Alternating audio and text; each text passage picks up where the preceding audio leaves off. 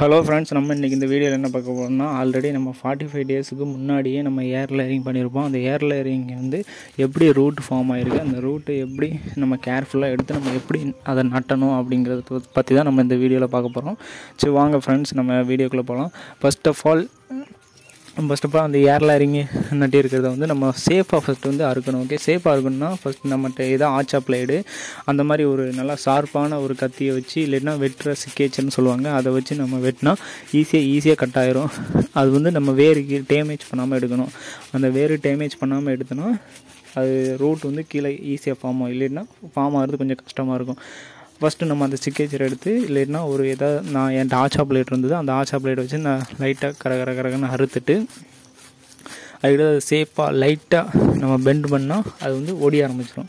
அந்த ஒடிஞ்சதை நம்ம வந்து அதில் உள்ள சுற்றி உள்ள கிளை எல்லாத்தையுமே நம்ம லீஃப் எல்லாத்தையும் கட் பண்ணிடணும். லீஃப் வந்து பாதியாக கட் பண்ணி விட்டோன்னா அது வந்து இன்னும் அதில் வந்து ஸ்டிமுலேஷன் வந்து தூண்டி விடுறது வந்து அது வந்து டக்குன்னு லீஃப் இன்னொரு புது லீஃப் ஃபார்ம் ஆகிறதுக்காண்டி நம்ம லீஃப் வந்து பாதியாக கட் பண்ணி விடுறோம். அதில் பிளான்ட்டை லாஸ்ட்டு ஃபைனலாக நட்டையில் அதுக்கு முன்னாடி நம்ம எல்லா பிரான்ச்சையும் வந்து ரிமூவ் பண்ணிடணும். எல்லா பிரான்ச்சையும் ரிமூவ் பண்ணிட்டு காய்கள் எல்லாம் காய் பூலாம் இருந்துச்சுன்னா எல்லாத்தையும் ரிமூவ் பண்ணிடணும். ஏன்னா இதோட ரூட் வந்து நியூ லீஃபுக்கு தான் ஃபஸ்ட்டு ஃபங்க்ஷன் தரும். ஓகே, இப்போ நீங்கள் காய் அப்படியே நீங்கள் வச்சுருந்தீங்கன்னா காய்க்கு வந்து அது அதிகமான நியூட்ரியன்ட்டை வந்து ரூட்லேருந்து அப்சர்வ் பண்ண இருக்கும். ஏன்னா ஃபஸ்ட்டு ஆஃப் ஆல் நம்ம ரூட் வச்சுருப்போம், அந்த ரூட் வந்து இன்னும் அது வந்து ஃபுல்லாகவே செட் ஆகிருக்காது. அதனால் நம்ம எல்லாத்தையும் மேக்ஸிமம் கட் பண்ணிவிட்டு ஸ்டெம்மெல்லாம் ஃப்ராஞ்செலாம் கட் பண்ணிவிட்டு நம்ம ஃபஸ்ட் ஆஃப் ஆல் இங்கே நாங்கள் எப்படி வைக்கிறோன்னா, ஃபஸ்ட்டு ஒரு கரையில் எப்போதுமே ரெகுலராக தண்ணி போகிற ஒரு இடத்துல ஒரு கரையில் நாங்கள் வச்சுருவோம். ஃபஸ்ட்டு வச்சுட்டு அதில் வச்சுட்டு ஒரு 1 வீக்கு கழித்து அதில் ரூட் ஃபார்ம் ஆனோடனே நாங்கள் அதை எடுத்து இன்னொரு இடத்துல வைப்போம். ஓகே, நாங்கள் இப்படி தான் இது வந்து ஏர் லேயரிங் பண்ணி இப்போ அந்த இடத்துல வந்தோடனே நம்ம அப்படியே அந்த இடத்த ஃபுல்லாக அப்படியே லைட்டாக சுற்றி ஃபுல்லாக தோண்டி அப்படியே இன்னொரு இடத்துல கொண்டு போய் ஷிஃப்ட் பண்ணி வச்சுருவோம் வேறு இடத்துல. ஏன்னா இப்போவுமே வேறு இடத்துல கொண்டு போய் வச்சு நம்ம அது தண்ணி ஊற்றி பராமரிக்கலைன்னா கண்டிப்பாக அது வந்து ரூட்டு உள்ளே ஃபார்ம் ஆகாது, கண்டிப்பாக செத்து போயிடும். அதனால் நாங்கள் வந்து ஃபஸ்ட் ஆஃப் ஆல் ஃபஸ்ட்டு இந்த மாதிரி ஒரு ப்ராசஸ் பண்ணிவிட்டு அதுக்கடுத்து இது அப்படியே ரூட் ஃபார்ம் ஆனோடனையும் உள்ளே நாங்கள் அப்படியே தோண்டி வேறு இடத்துல வச்சோன்னா அது வந்து டெஃபினெட்லி அது எந்த பிரச்சனையும் இல்லாமல் சூப்பராக வந்துடும். அதனால தான் நாங்கள் இந்த மாதிரி மெத்தடை வந்து ஃபாலோ பண்ணுறோம். அதுக்கடுத்து ஏர் லேயரிங்கை பற்றி ஒரு சில எபோட் வந்து பார்ப்போம். ஏர் லேயரிங் வந்து நான் இது போட்டு 45 டேஸில் வந்து ரூட்டு ஃபார்ம் ஆகும்னு சொல்லுவாங்க. ஆனால் எனக்கு வந்து 54 டேஸ் ஆச்சு. 54 டேஸ் ஆச்சு, கிட்டத்தட்ட 54 நாள் வந்து எனக்கு ஆச்சு இது வேறு ரூட் வந்து ஃபார்ம் ஆகிறதுக்கு. நல்லா மழை காலம்னா 45 டேஸ் வந்து எனாஃபு. நல்லா வெயில் காலம் இருந்துச்சுன்னா ஒரு 50 to 55 டேஸ் வந்து கண்டிப்பாக ஆகும்.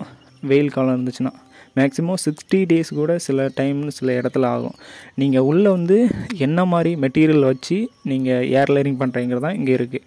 நான் வந்து உள்ளே வச்சது வந்து வெறும் மண் தான் வச்சுருந்தேன். மண் மேக்ஸிமம் இந்த சாணி உரம்னு சொல்லுவாங்க, இல்லைன்னா ஃபார்ம் ஏர் மண்ணியர்னு சொல்லுவாங்க. அந்த இதை நான் வச்சு 2 மிக்ஸ் பண்ணி கட்டினேன். ஓகே, மிக்ஸ் பண்ணி நல்லா டைட்டாக கட்டிட்டேன். டைட்டாக கட்டுறதுக்கு நான் ரோப்பெல்லாம் யூஸ் பண்ணல, தென்னை நாரை தான் யூஸ் பண்ணேன். தென்னை நார் யூஸ் பண்ணி நல்லா டைட்டாக கட்டி வச்சிட்டேன். சில பேர் வந்து காயற்பத்தி கூட யூஸ் பண்ணலாம். காயற்பத்தி நீங்கள் யூஸ் பண்ணிங்கன்னா வெயில் காலத்தில் நீங்கள் கம்பல்சரி காயற்பத்தி தான் யூஸ் பண்ணணும். காயற்பத்தி யூஸ் பண்ணுறதுனால அதில் மாய்ச்சர் வந்து கிட்டத்தட்ட 45 டேஸ் குறையாமல் இருக்கும். 40 டேஸ் கண்டிப்பாக மாய்ச்சர் வந்து அதில் இருக்கும். எப்போதுமே மாய்ச்சர் இருக்கும், மாய்ச்சர் குறையவே கூடாது நீங்கள் அவ்வளோ டைட்டாக கட்டிங்கன்னா. ஏன்னா அதில் உள்ள எவாப்ரேஷன் ஆகி மேலே தாளில் போகும், தாள் லேயர்லேயே ஃபார்ம் ஆகும் அதோட வாட்ரு, திருப்பி அதோட காயற்பத்தி அந்த வாட்டரை வந்து அப்சர்வ் பண்ணிக்கும் நைட் டைமில். ஓகே, அதனால் நீங்கள் காயற்பத்து வந்து சம்மர் டைமில் காயற்பத்து வந்து ஏர் லேயரிங்க்கு யூஸ் பண்ணுறது நல்லது. நல்லா வின்டர் சீசனில் நீங்கள் என்ன மெட்டீரியல் வச்சாலும் கண்டிப்பாக ரூட் வந்து ஒரு 45 டேஸ் ஒரு 50 டேஸில் கண்டிப்பாக ரூட் வந்து ஃபார்ம் ஆயிரும். வின்டர் சீசனில் நீங்கள் சாயில் கூட யூஸ் பண்ணலாம், ஒன்றும் பிரச்சனை இல்லை. ஆனால் நீங்கள் அதை எவ்வளோ டைட்டாக ஏர் லாக்குன்னு சொல்லுவாங்க அந்த மாதிரி கட்டணும். ஓகே, அந்த மாதிரி கட்டினா தான் ரூட் வந்து ஈஸியாக ஃபார்ம் ஆகும்.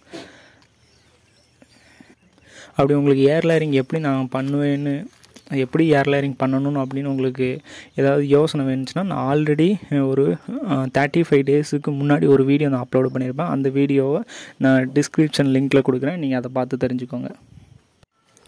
Thank you friends. இப்போ உங்களுக்கு வேறு ஏதாவது இந்த மாதிரி அக்ரிகல்ச்சர் ரிலேட்டடான ஒரு இன்ஃபர்மேஷன்ஸ், ஒரு டூயிங் ஒர்க்கு, எந்த மாதிரி பிளான்ட்டை வந்து நம்ம பதியம் போடுறது, எந்த மாதிரி லேயரிங் பண்ணுறது, எந்த மாதிரி சில அக்ரிகல்ச்சரல் டெக்னிக்கல் டேர்ம்ஸ் அண்டு ஒரு மெத்தட்ஸ் எல்லாம் தெரிஞ்சுக்கணுன்னா நம்ம சேனலை வந்து மறக்காமல் சப்ஸ்கிரைப் பண்ணி வச்சுக்கோங்க.